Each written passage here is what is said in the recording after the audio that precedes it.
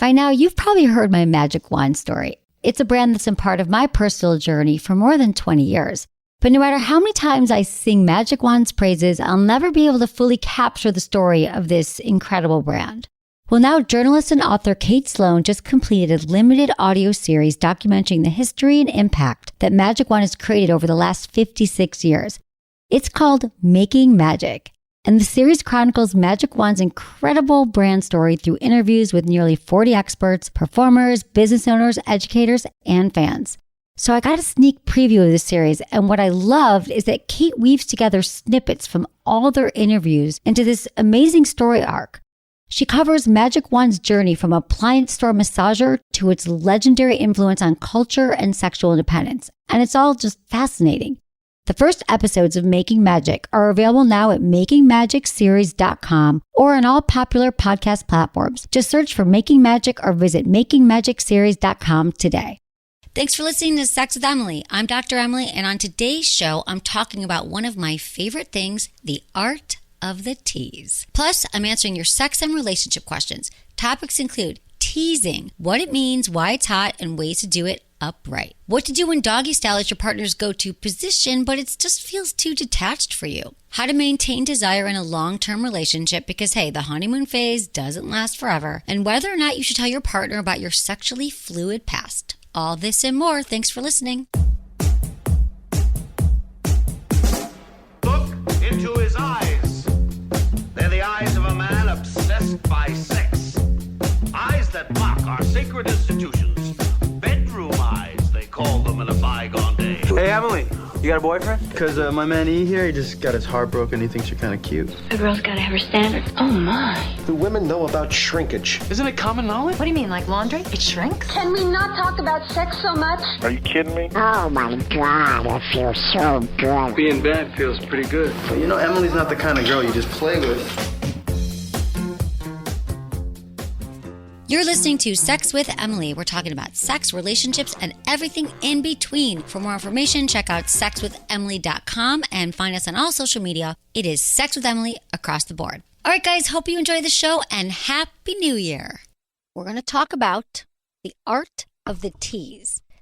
Like, why is teasing so hot when it comes to sex? I think a lot of it kind of builds anticipation and arousal, and we're like, oh, like kind of delaying gratification, which in theory I'm thinking about, it's like, that doesn't sound great in theory. In some ways I'd be like, it's hard for me not to eat the frosting off the cake sometimes, and then delaying satisfaction.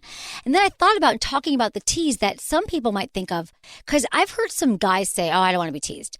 And then we thought, well, I think that first off, when we hear tease, we might think tease isn't great. When we were younger, we're saying, like, don't tease your sister, don't tease your friends. Mm-hmm. That's not, like, don't be a tease sexually, don't be a tease. Right. So I think that maybe people don't really understand the psychological and what actually, like, the art of the tease. Why this is something that can be so hot. I thought, well, let's discuss this, you guys. It's I feel like for many times though, okay, here's the thing.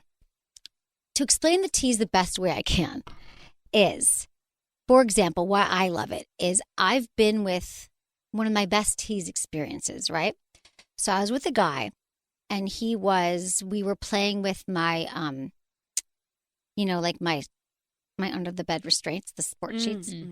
And so, like, I'm restrained, and I tried to blindfold on, probably. I think I had a blindfold on. And it was like, okay, you can't. And he said to me, so I can't move. I think I didn't have a blindfold on. This is going to come important later. Okay. Okay. Pay attention. And he was like, I couldn't touch myself. I had both my legs in and my hands. And he was like, you can't touch yourself. Like, I'm in charge of your pleasure. Like, you can't touch yourself. And then he was just sort of kissing me and touching my neck and like playing with me and like moving. It was like, at first it was kind of sensual. And then he started playing with my breasts, and he stayed there, my nipples and teasing. And he stayed there, right, for a while. Like, and he's like, then it gets into like, you could have your own version here, but like, I want, beg for it. Like, I want you to be like, I want you to be into this. Like, I want you to, ask for it. I was like, I am so, like, so what happens is you get super turned on. someone plays with it, you're like, wow, like, and then you actually are more aroused. And I'm more like, please. And he's like, no, you can't orgasm yet. I can't touch you. I was like, I wanted him to touch me so badly. And he wouldn't. He just got played. And it felt amazing, though, because then he's like kissing my neck and then he's teasing, right? Coming a little bit closer to me, like kind of waving his hand over my like vulva and kind of tickling my thighs and like moving down my body, like playing, but wouldn't quite touch me yet. No clitoris, not going anywhere now, but like just teasing and kissing. And I've had other times where it's a little more like playful and rough, like there's like a little bit of spanking, or there's you can't come till I tell you to. You're like delay, and it's just hot. It's teasing. It's anticipation. The other thing I thought about was that when these things have happened to me, I don't often share all my details, my sexy details, but that in the times that I've had teasing, is that it's so hot because it's intimate too, in a way. Like it creates, even if it's more rough, because you feel more connected because you're engaged in a power exchange and in a play with your partner, that you're not worried about if I can't orgasm or not. You're not worried about if you're hard or if like you look, how your left boobs looks. Like you're just like in a thing. In the moment. It's delayed, right? And so I just liked that they were prolonging that the pleasure. they were staying on friggin' nipples. This is all about conditioning. So I believe that our conditioning, either through what we've seen on TV or culture, or when we were young, we had sex this way where we just move right through it fast. Like we're conditioned to, there's nothing about sex that is slow. Like either it's because our parents were going to walk in, in high school, or like we're masturbating. Like I think sex always feels fast. And we know how a lot of men ejaculate eventually is fast. So for many men, I think that, or I've heard them say like, oh, I don't want to be teased, or what if you don't come back? I remember Menace, who's co-host on my show for many years. She's like, I don't want a girl to like tie me up and tease me. Like, what if she steals my wallet, doesn't come back? I'm like, dude, that's who you dating there. But I think there's a certain, like, again, allowing yourself to kind of rest into it, say, this is going to feel something different. It's something new. I like the idea of mixing up the way, like even teasing lips. What do you Kissing, mean? nibbling on the Okay, lips. I gotcha. I feel like a little nibble. And other thing about nibbling the lips, upper lip, bottom lip's hot, the tongue. And then you can suck the tongue. But you can also nibble, like have wet lips, like nibble all over. Are your body's hickeys teasing. still a thing? I hope not. I mean, I don't like them really, but I mean, I don't, yeah. that's what I started thinking of when you're like the neck, and I was like, oh, No, is that like a hickey thing? I will say that I try not to give people hickeys, but like I'm super into like sucking and biting and things like that. So I try to just move it down the body, not on the neck so it's visible, but I try to do it on like maybe the shoulder, because I just really like it. And in the moment, I don't hear any complaints. It's only No afterwards. complaints. Only afterwards they're like, you left a mark on me. I was like, why don't you say something? Right. Because in the moment when you know it's passion, happening. Like we all know it's happening. maybe they said, ouch, you didn't hear. Yeah, I just put on my noise canceling headphones. You're like, can't hear you. I'm in a zone. I've left sex wounds before. Take care. Oh, yeah. If we want to take, we have Gary, 50 in Colorado. I just like his question. Yeah. Should a man go down on a woman before or after penetration? We only have a minute, Gary, but I think it's a good question. Thanks for calling Sex with Emily. My question is, do women prefer men to go down on them before penetration or after penetration? I can't speak for every woman on the planet, but what I can say is, first of all, they appreciate that you go down on them. But what I think is the most efficient and fun for the whole family is fun for everyone is actually going down first. Like if you go down on her, turn her on, she has her orgasm, she's warmed up, and then you penetrate her, and then perhaps she can have another one, or she just warmed up. Because for many women, when you start with penetration, you have to have some kind of warm up, Gary. So if it's not oral, she still has to be aroused. So it's through your fingers or maybe through making out or teasing, playing with her nipples. So you got it. So before penetration, I believe, I'm not going to speak for every woman, but for many women, they're going to want some warm up. Mm-hmm. Thanks, Gary. Thanks for calling. I like that question. I like anytime. There's oral happening. I want it intermittently throughout the entire thing. Yeah, that's the other thing. The best thing is when it's like sex isn't linear. Yeah. I often think I want to get rid of the foreplay and the intercourse and then the aftercare, because the kind of sex that can be really exciting and different and novel is when it's oral and then you penetrate and then you go down each other after. Maybe you switch to 69 and then you go back to having sex. You can even stop and have dinner.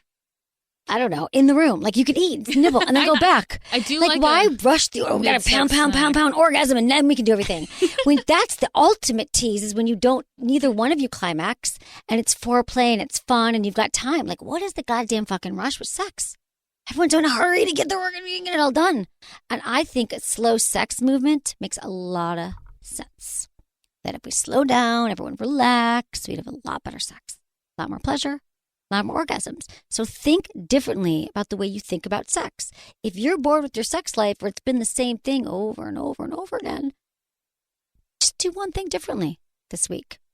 Like maybe if you've never used lube, you can use lube. Or if you always go really fast, go 5 times slower than you usually do. Or if you rush right to sex, maybe you can like nibble, do some nibbling and some teasing and some playing. You'll bring back the fun, the spark. I feel like guys don't usually, or not typically, I'm making a generalization here, tease first. But when you do it to them, you're like, no, you can't come in yet. They fucking die. They do. They love it. They do. You're right. It's for everyone. I'm like, yes. Yes. Do it, you guys. Okay, we're going to take a quick break, and when we come back, we're going to get into your calls.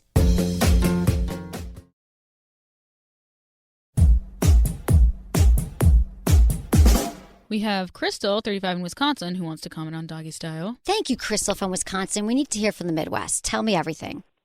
Okay, so here's my thing. My husband and I, that's a big position that we use because it works well because you can get deeper, you can feel it better. But we got into it just kind of kept going on and going on that I kind of felt disattached. Like I could have just said anyone. Right. Or anything, so it got hard for me to where, although I enjoy the position and the way that it feels, I you felt miss the intimacy. So distant emotionally. Yeah, it feels less intimate because you're like, is he just pounding? I could leave the room. He could be pounding into a glory hole. Anything. Right. Men like to put their penises in things. I just thought about that. But Crystal, I get it. I feel like also if it's the only position you're doing, like they're like, let's go to doggy, and you were married for a while, you're like, yeah, come on, I'm not feeling it. Yeah. Look at my face. Obviously married 9 years, 11 total. You get into that, it's the same thing. But we have an issue where it's kind of hard for him to keep an erection. So then that position works best for him. Yep. But it's difficult for me. That is the position that works best. I want to hear from you guys. Like, what is your take on doggy style? Pro, con? Does it work for you? Why do you love it? 888-94 stars. But Crystal, the thing is, I feel like I get it. And a lot of times for men, that is their go-to. They're like, I'll do everything else, but I got to end in doggy. So, Crystal, what do you know what you need? Like, you said that it doesn't work for you. I hope you're getting your needs before he flips you over. We're working on it. Good. We're working on it. It's been, like I said, we've been together for quite a while, and it's always almost been an issue. Okay. So we've tried different things, and so it just, I told him eventually it just, like, because of the disconnected feeling, I said, he just now gives me more connection beforehand. He runs his hands across my body, so I know that, he's thinking of me, and we're in this together. Right. Okay, good. I'm glad you asked for that. And are you having an orgasm? Yes. Awesome. At least if it doesn't happen that way, he's always nice enough to make sure I finish at the end. Yes, of course. I hope so. Or you could come first. That's awesome. Thank you, Crystal. Thanks for sharing. That would be nice. Thanks for reporting. Yes, dude. That's okay, Crystal. I didn't want to go off on it, but I will. You guys, she comes first. And I'm only saying it because it's easier. I mean, put the time in first because it's like most men are going to ejaculate. Like you will. It's going to happen. You're going to have your orgasm. I know there's challenges. But the majority for women, it typically doesn't happen through your penis. Only 20% of women are going to orgasm through intercourse. So she comes first just means it won't happen the other way. So if we're all going to orgasm and leave together happy, it's 50-50. Just do that first and then do your orgasm. That's all I'm saying. And it would be nice, Crystal, talk to your partner. Tell him you'd prefer that.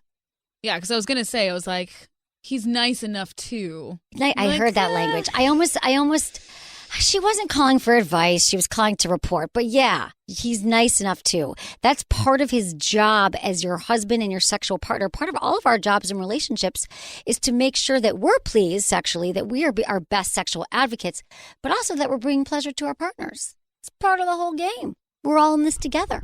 We have Lily, who's 22, Minnesota. She wants to know how to keep the passion alive in a long-term relationship. Hey, Lily. Thanks for calling. How can I help you? Hi, Emily. Yeah. Hi. What's up, Lily? So yeah, my question was just basically, how can you keep long-lasting desire going in a long-term relationship? Such a good question, Lily.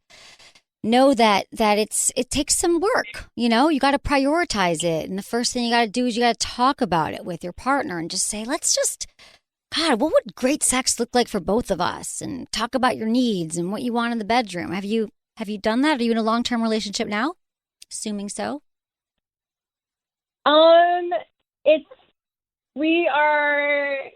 It's been 2 years only. No, but that's long. That's long, Lily. There, I guess. Lily, that's long. No, listen to me. There's something called the honeymoon phase. Yes, listen, 6 months to 2 years tops. At about 2 years, between that period for most couples, this first 6 months is like everything's amazing, right? And then it still is amazing for about 6 months to 2 years. And then you're like, wow, it's not like it was at the beginning. At the beginning, we just wanted to rip each other's clothes off and have sex all the time, and it was new and hot. And then we get a little bored. And then we're like, what do I do now? Does it mean I should leave them? Oh, that guy next door looks really hot, you know? So that's what happens, Lily. You're totally where you should be. And so how to keep it interesting and how to keep it spicy, because what happens is we just get bored because we miss the novelty from the beginning. Remember at the beginning, you didn't know he was going to touch you that way and kiss you. And so now you got to talk to him about it.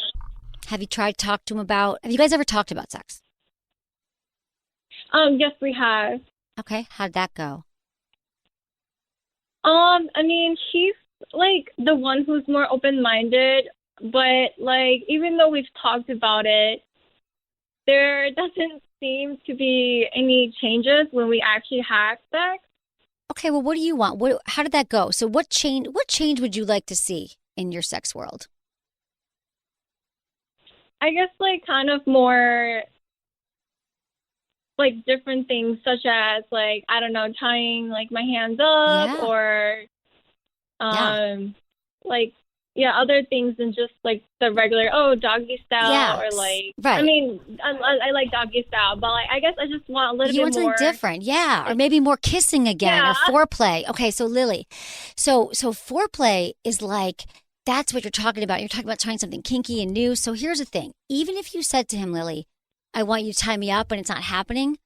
Do you know why it's not happening? Because he doesn't know how, and he doesn't really know what you mean by it, and he's probably never tied anyone up before. So what would be fun is if when you guys like aren't in the bedroom, you could say, well, let's watch this, I don't know how you guys learn, but we've got some great blogs on our site. Mm-hmm. You go to sexemily.com. You can go, what do they call, Jamie, the beginner bondage, beginner BDSM at sexwithemily.com. Or you could find a scene in porn that you feel like together, like this would kind of be what I'm talking about here. That would be hot for me. And then you just kind of, play it out. You can use a necktie. You can buy some bondage tape. We have we have a bunch of stuff on our website. We talk about this a lot. So Lily, I think kind of narrowing in on what you think is hot, because sometimes he just doesn't get it, right? And maybe for you too, you're like, I don't really know. I just saw it once and it looked hot. So maybe you guys explore together. You read about it, you look at it, you listen to I've done a lot of podcasts about it called Sex with Emily, same name. And just also make sure you're having your pleasure. You said that he's more open. I'm wondering how open you are. Like, are you having pleasure? Are you having orgasms? I only have orgasms if like I use like the vibrator or my own hands, but like when I use my own hands, like I'm wearing my underwear, so there's like that kind friction. of barrier. Yeah, it's hot. Friction. And I think my body's more used to that because when I've tried to orgasm with just like my bare clit, I don't know how to like. It just doesn't happen. I don't know how to do it. No, of course. No, Lily. So that's exactly where you should be. And you're 22. So this is such a good time. Well, happens in all ages, but especially at 22, Lily, we typically have our way. Like you learned as a teenager, the first time you masturbated, and we do it the same way until we learn a new way. And there's kind of a transition period from sex with ourselves and sex with another person. And so that's also why a lot of women have a harder time orgasming with their partner because they don't really know how to explain it. And they think it's not going to work. So really it's just like retraining your mind to kind of open up with him and like show him what feels good to you, maybe with his mouth. Use some lubricant. Lubricant's really helpful for women. Just a few drops on your clitoris can help you, kind of have more orgasms. Also, have you tried having sex with your underwear on? Like just moving it to the side? Oh, yes, I have. Yeah. And that didn't work either? So I think that first off, it's nothing like you could teach him how to use his fingers on you.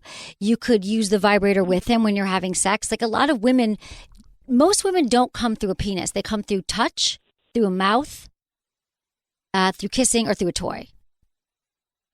Like kissing, fingers. Yeah. Kissing, mouth in all different forms. But the penis isn't where all the magic happens for 20% of women. They orgasm that way. So have some conversations, do some research, listen to the show, listen to the podcast. We have a lot of them wherever you find them and you guys will figure it out. But just keep talking to him about it. You're not doing anything wrong. You're on the learning process and you can kind of learn new ways to pleasure. Okay. Thanks, Lily. Okay. You got this. Keep me posted. Yeah, you guys. It's a process. We all have to learn it. Like we are not, however you're having pleasure now or having your orgasm, that's amazing. I'm so glad you can orgasm. And you could keep orgasming like that forever. But the cool thing is we just have to, there's so many other ways to kind of touch yourself and to learn to explore that you could have a lot of different kinds of orgasms. But a lot of us just don't experiment and take the time to like masturbate or be with our partner without the goal of orgasm. Like, let's just explore and let's have fun together and figure out what feels good.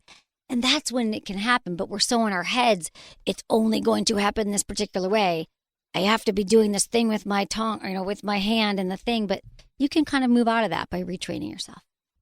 Okay, we have Robert, 50 in Illinois. He wants to know if he should tell his fiance that he used to be in a relationship with a man. Hey, Robert. Thanks for calling. Hi, Emily. How are you? Hey, I'm good. Okay, so tell me about your history. So were you just with them for a little bit or what's going on? Yeah, so like I said, I'm 50 years old, newly engaged. We're planning to get married on Thanksgiving Day, so a couple months from now. And my question for you is, how do I tell my fiance that about 20 years ago, for about a year, I was in a relationship with a man? Well, I lived in a different state. Yeah. So is there a part of you now that still wants to be in a relationship with a man, or do you still ever fantasize about it? I don't fantasize about it. I think one day I just woke up and I realized that it wasn't the life that I wanted, and I started exclusively dating women, and I've never looked back. Really? You've never looked back? Okay. So I've never looked back. Okay. No. I think, and you want to tell her because this was a part of your life. I mean, I think it could be a great way to open up a conversation just about your sex life and what you learned from it, and that you were with a man and what you learned, and then how you actually realize that you love sex with women and you want to have a really healthy sex life with her. And so that's why you're sharing that. And maybe you could ask her to share some things with you about her sexual history. Have you guys had any of those talks about I think it's even interesting when finding out when our partner first orgasmed, or whether, did they masturbate? What turns her on? What gives her the most pleasure? What's your sexual future going to look like? So to kind of not make it like it's a confessional, but more like something you're like, I want to tell you this because I think you should know. And I realized then that it was important to me to have a healthy sex life. And I'm telling you this because I want us to have that, unless you guys have already covered all of this. Well, no, we have covered it. We've got a very healthy sex life, and but I've never discussed that because I just did not want her to think that at some point I would no longer be committed to her. Okay. So, and your reason for telling her is because you want her to just know everything about you. No, I don't really think I want to tell her. Oh, but I okay. think that it might come out. And if it came out, if somehow something from my past surfaced, right, then I think that would be a real betrayal. Yeah, I understand this. So I think if you feel like you have to tell her that, I think you should tell her. But what I'm saying is I would have a conversation about, you said to me you're afraid that she would worry that you're going to leave her for a man. So I would think that. I mean, if someone just told me that, I'd be like, okay. So that's why I just asked you, Robert. I said, do you still fantasize about it? Is it still something you think about? That was my first question too, as well. So I think that, in telling her, you could say, I just want you to know this, but I've always, and since then I've been only wanting to be with women. I think you're just going to have to, let her know that you're telling her because you feel like things will come out, but maybe you're even proud of it. It was a time in your life where you learned a lot about yourself. So you know what I mean? But I think that, No, I think that's a very open-minded and a healthy and productive way to think about it. Yeah, absolutely. Because I tell you, a lot of people would say it's black and white, and you can't be attracted to both men and women, and you can't have one phase of your life bleed over into another. And I think that's a very healthy way to look at it. Yeah, I try, that's how I look at sex. I am not judging you. I'm very sex positive. I'm listening to what you're saying. I'm asking questions. I mean, you could let her know that, I think that is a healthy way to do it, and that you were experimenting when you were younger, and that this is where you're at right now. So, and yeah, I think that, and then just kind of open up the dialogue, and I think it will open up a lot for you guys. And I think, I'm glad that works for you. Let me know how it goes. Okay, Robert? We're here every night, and congratulations on the engagement.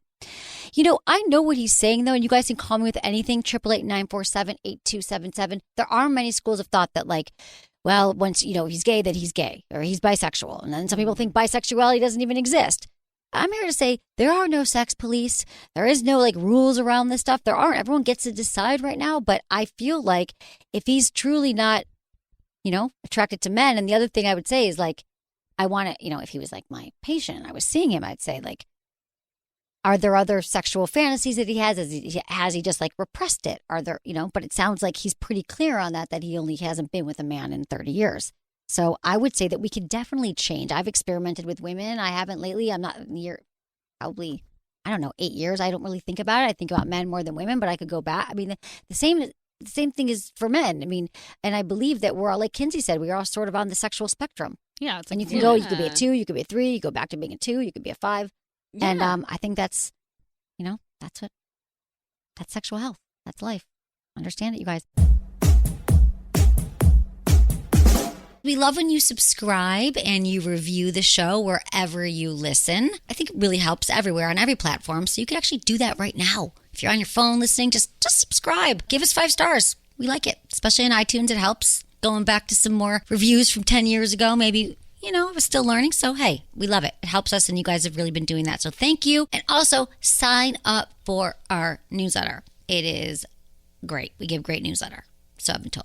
I feel good about it. All right, guys. Happy New Year. I'm so excited to go into the 15th year of this podcast with all of you in 2020. Thanks for subscribing, listening. Thanks for just being you. And here's to an incredible new year. Thanks to my incredible team, Ken, Kristen, Elisa, producer Jamie, and Michael. Was it good for you? Email me, feedback@sexwithemily.com.